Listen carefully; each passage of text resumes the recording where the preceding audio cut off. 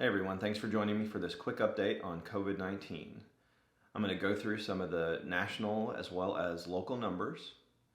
I want to talk about some of the observations that I've made and some of the things that I think we can do better upon. And then finally, I'm going to go over some of the common questions that I get asked about COVID-19 from my patients.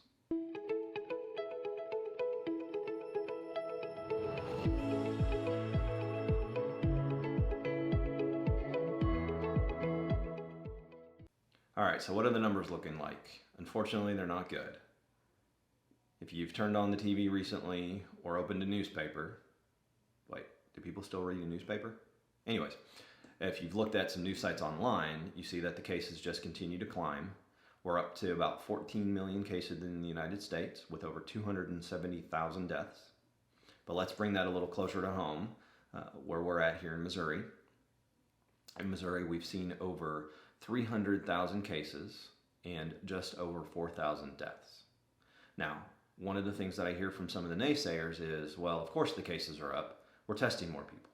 That may be true, but the other number that we track is the positivity rate. The positivity rate is the percent of people who test positive out of the total number of people who are tested. And unfortunately, that rate's been going up as well. In the state of Missouri, recently, we hit 20% within the last week. In Southwest Missouri, tests that come to our health system, so these are symptomatic people who are seen at one of our access points, either our virtual care, in one of our clinics, or in our urgent care or emergency room. Yesterday, we hit 40% positive. So that's 40% of the people who had some symptom or symptoms consistent with COVID that showed up to one of our access points were positive. That's huge. Over the last couple of weeks, we've been running over 30% positive. It just spiked up yesterday, which unfortunately is to be expected since we're several days past the Thanksgiving holiday. A lot of people got together and unfortunately spread the disease. This graph here was actually shown on Twitter by our CEO, and it shows the current number of cases in our system, which I believe is an all-time high as well. And then if you look at the graph towards the bottom of the page, you'll see the bars just continue to go up. Those are the total number of discharges by month out of just our health system in Southwest Missouri. As you can see, we're definitely solidly within the second wave. Now, what does this mean? This means that cases continue to rise just as predicted. Deaths are continuing to go up, and people are continuing to get sick. And based on some of the observations that I've made recently, I can kind of understand why. We actually went to the mall this past weekend to try to get some Christmas shopping out of the way. And unfortunately, we didn't stay very long because of what we saw. We saw a bunch of people not wearing their masks, not adhering to the distance recommendations, and crowding into some of the stores. I'm just not willing to take the chance on that. What we saw on the mask wearing was a lot of this, a lot of this. Thankfully, none of that. So I want to remind you, this is the proper way to wear a mask. This is my beautiful daughter, Ava, modeling how to properly wear a mask, covering both your nose and mouth. What else are we seeing? Unfortunately, we're seeing a lot of the restrictions around the area being loosened and people not taking this seriously.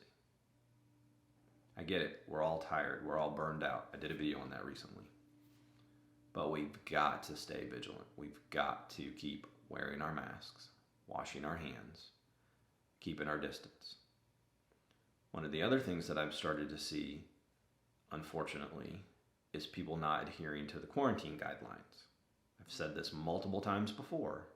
If you're sick, stay home. Call your doctor.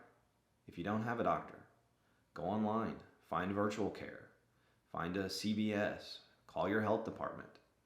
There's plenty of testing available right now. If you're sick, get tested.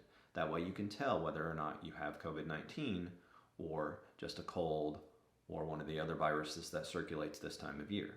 Thankfully, we haven't seen a lot of flu nationally yet, but that's probably coming too. If you've been exposed to the virus, stay home for 14 days. Now, that may be changing in the next couple of days. Stay tuned for that. I did a video earlier on quarantine guidelines that you'll want to check out on whether you're sick or whether you've just been exposed. I've not heard anything about the sickness guidelines changing. Currently still 10 days for mild illness, 20 days for more severe illness. Severe illness is basically if you've ended up in the hospital on oxygen. So if you've had COVID-19 or you have COVID-19, isolate yourself for a minimum of 10 days from when your symptoms started. Now, those numbers could change too, so pay attention to either this channel, some of the posts that I make on some of my other social media channels like Instagram or Facebook. Okay, so some of the questions that I get asked by my patients almost on a daily basis now. The first one is almost comical at this point. Have you seen anybody with COVID? My answer is usually, well, not within the last 5 minutes. And I say that just to underscore how frequently I'm seeing people who are sick. It is literally on a daily basis now. I'm usually seeing several people who are symptomatic and need to be tested, as well as several people who have had COVID-19 and need a follow-up. In my practice, unfortunately, I've had 3 patients that I know of die of COVID-19. I've had close to a couple of dozen be admitted to the hospital. Again, those are just the ones I know about. I don't always know about every patient that gets admitted to the hospital, especially if they're admitted to a different facility. And then I've honestly lost track of the number of people who have had the disease. I was keeping track for a while, and it's just gotten so many that there's no sense in keeping track anymore. So it's definitely prevalent. It's definitely prevalent in our area. I'm seeing this firsthand in my own practice. Another question that I get asked a lot is, how do you keep from getting sick? I don't do anything special than what everybody else has been recommended to do. I wear my mask and mostly stay home, or at least try to stay out of crowded spaces. We do occasionally venture out to the store, like I said, to the mall. But for the most part, we choose what we do very carefully and try to stay home and stay away from others that aren't in our immediate household as much as we can. I wash my hands obsessively, and I keep my distance. There's nothing more special than that. I don't have any secrets. We're not holding back anything. It's all out there. Simple, everyday things that honestly aren't asking too much that you can do to keep yourself from getting sick and keep from spreading it to others. And then lastly, one of the questions that has been asked more recently is, of course, about the vaccine. We know it's coming. We don't know exactly when. The FDA is meeting currently on whether or not to approve the vaccine from Pfizer. As soon as they make a decision on the Pfizer vaccine, they'll then likely make a decision on the Moderna vaccine. I do know that it was announced today that shipments of the vaccine have started. How it's going to be allocated is still a little bit up in the air. What most people may not know is that it's actually going to be the individual states that will determine ultimately who gets the vaccine and what the prioritization is, not the federal government. The federal government has purchased the vaccine and is allocating the vaccine out to the states. What I've heard is by population, at least right now. And then it's actually up to the individual states to determine the prioritization. Most likely what you're going to see is folks living in long-term care facilities or those who work in long-term care facilities getting the vaccine first. Then healthcare workers who themselves have high-risk conditions. Then other healthcare workers. After that, it will most likely be people who are at high risk, such as people over 65 or those who have chronic medical conditions. And then eventually it will trickle down to the general public. That time frame is going to be dependent upon how many vaccine doses are available, how many companies eventually get approved, and how quickly it can be manufactured and distributed. The best guesses that I've seen from people who know a whole lot more than I do about this, like Dr. Fauci, predict that it's probably going to be March or April before we start seeing vaccine available for some of the general public, more likely into May. The latest prediction that I saw today was it's probably going to be June or July before we have close to enough people vaccinated to start seeing things slowly return to normal.